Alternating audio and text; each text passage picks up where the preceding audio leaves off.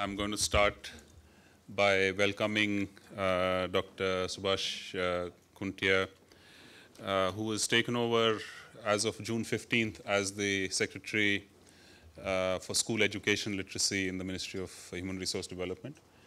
Clearly a major stakeholder in all of the issues that we have been discussing today and are reflected in the book that we are about to release.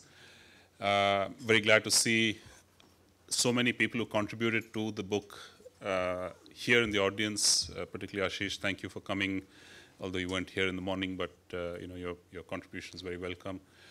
And I just wanted to give both the audience and, of course, Dr. Kuntia a sense of what this book is about. We call it Accelerating Access to Quality Education. Our approach has been to use this framework to aggregate a whole range of issues, and the contributors to this book actually span the entire spectrum, from academics to delivery organizations, people who are involved in actually delivering educational service products and services, whether it is actual teaching or assessment, to funders, and most importantly, I think, to what we call last mile, the last mile perspective or views from the last mile, people who are actually teaching in schools. We have a number of chapters in the book that come from such contributions. Some of them are in the audience. And I think that's really added significant value to the overall perspective that this book provides. So I'm first going to link this, the structure of the book, the issues being or the way the book has been framed, to the MHRD's own policy framework. The MHRD has put out a document which addresses or raises a number of themes around which they want to focus the discussion on the new education policy. So when we looked at this document, we realized, and perhaps with a little bit of modification, that this can be refined, that all of the themes actually fit quite neatly into one of our three components. So this is a graph, this is a table that indicates the themes in the MHRD's framework and their linkage with our triangular structure, issues of quality, issues of access, and issues of acceleration. What was our main motivation for this? Our motivation was very simple. We began to become quite concerned about what was being seen as an inevitable, unavoidable trade-off between mass expansion of education and quality. Everywhere we look, we see that quality indicators seem to be on the downward move.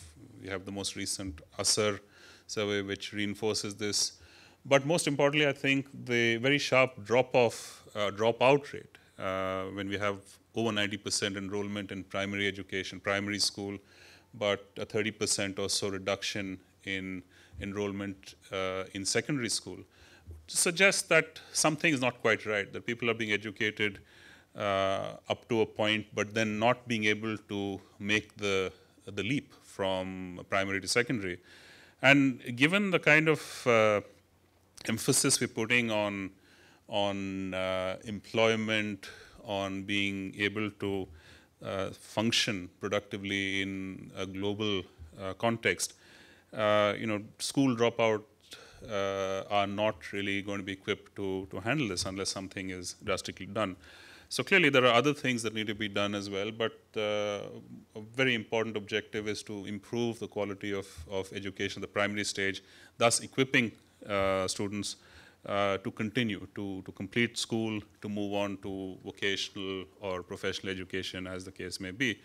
And therefore, to think in terms of a trade-off is self-defeating.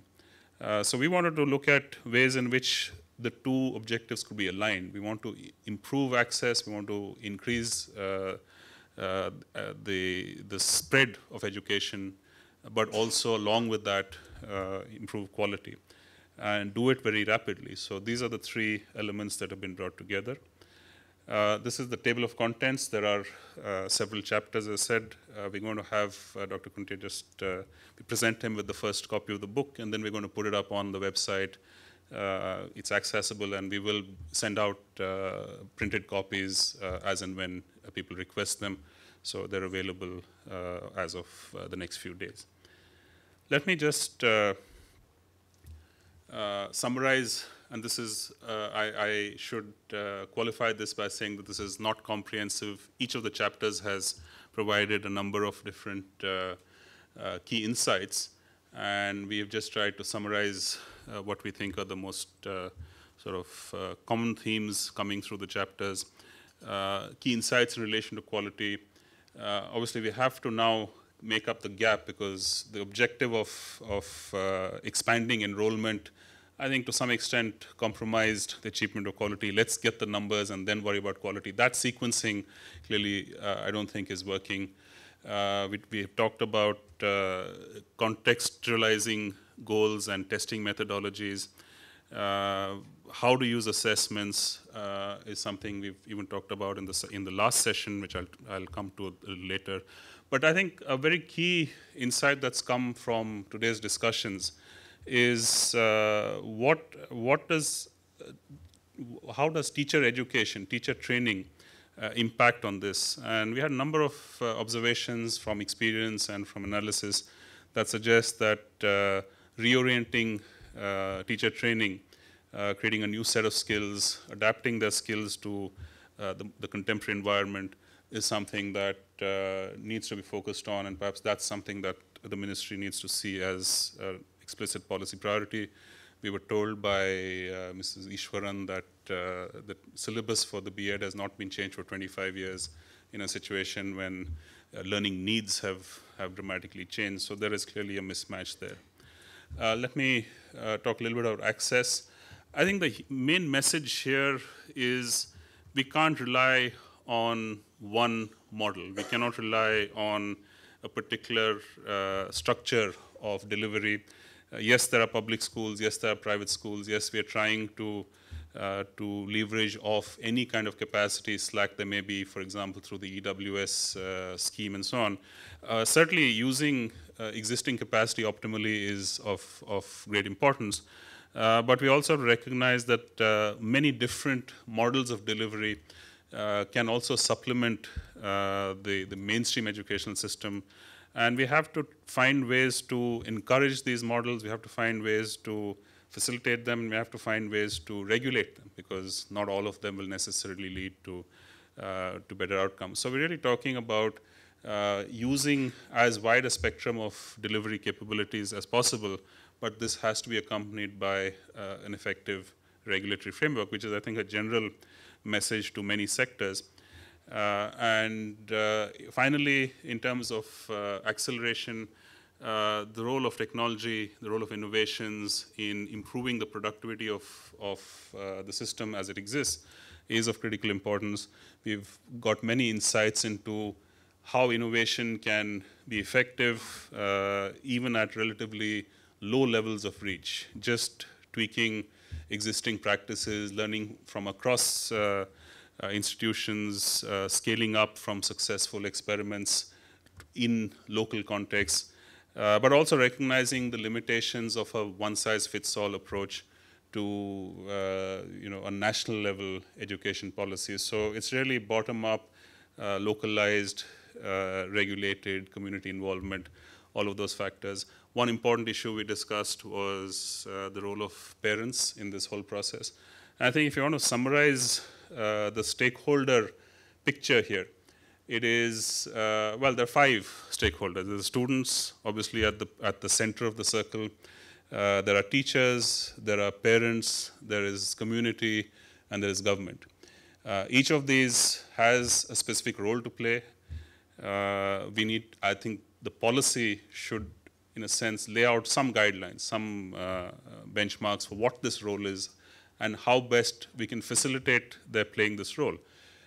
We had an interesting example of an innovation where a teacher has developed a framework to engage with parents, as opposed to a sort of a more general, abstract conversation, very specific yardsticks on which parents can be engaged with, and that is showing some promise in terms of improving the role of parents in delivering education.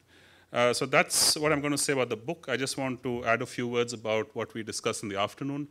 Vajanti presented her proposals for a regional assessment hub, number of arguments for and against this aggregation.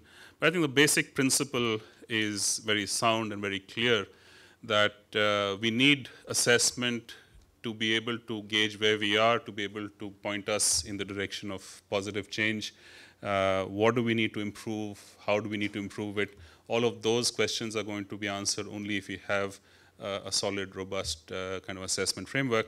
The argument for regionalizing it becomes a little more complicated, but there are benefits from scale economies, learning from each other, and also being able to have a large enough organization to be able to add substantial research capability.